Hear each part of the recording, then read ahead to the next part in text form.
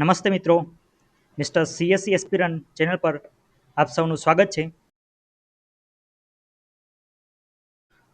હવે ગુજરાત સરકારની ટેક્સ રેવન્યુનો આપણે ટ્રેન્ડ જોઈએ તો લાસ્ટ 6 યરમાં ટેક્સ રેવન્યુ 1.7x વધારો થયો છે.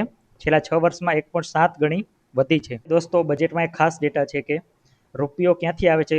ગુજરાત સરકાર જે ટેક્સમાં જે મની કમાય છે, બરાબર, અને પબ્લિક ડેબ લે છે, એ રૂપિયો ક્યાંથી આવે છે અને ક્યાં જાય છે તેના વિશે વાત છે.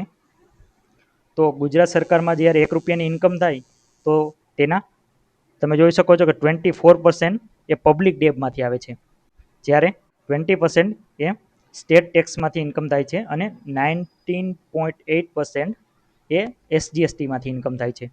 તો દોસ્તો, તમે આ ડેટા યાદ રાખી શકો છો કે પબ્લિક ડેબમાં સૌથી વધારે પોર્શન છે જે ₹1 ગુજરાત સરકારની ઇન્કમ થાય છે તેમાં, અને સેકન્ડ નંબર પર છે સ્ટેટ ટેક્સીસ એટલે સેલ્સ ટેક્સ.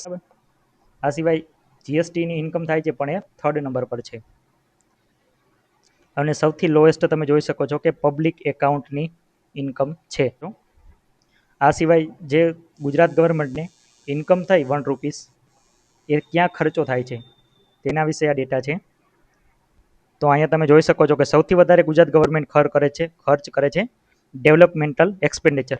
અગાઉ આપણે જોયું કે રેવન્યુ એક્સપેન્ડિચર એ વધારે છે કેપિટલ એક્સપેન્ડિચર કરતાં, પરંતુ કેપિટલ એક્સપેન્ડિચરમાં ગુજરાત સરકાર છેલ્લા 6 વર્ષથી કન્ટિન્યુઅસ વધારો કરી રહી છે.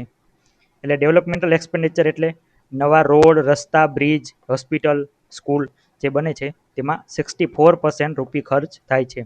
અને સેકન્ડ નંબર પર છે non developmental expenditure. Third number પર છે પેમેન્ટ ઓફ પબ્લિક ડેબ, એટલે ગુજરાત સરકાર જે ડેબ લે છે તેને રિટર્ન કરે છે, એ થર્ડ નંબર પર છે. સૌથી લોએસ્ટ તમે આમાં જોઈ શકો છો કે ગ્રાન્ટ ઇન એડ કન્ટ્રીબ્યુશન છે. તો આ ડેટા પણ તમે યાદ રાખી શકો છો.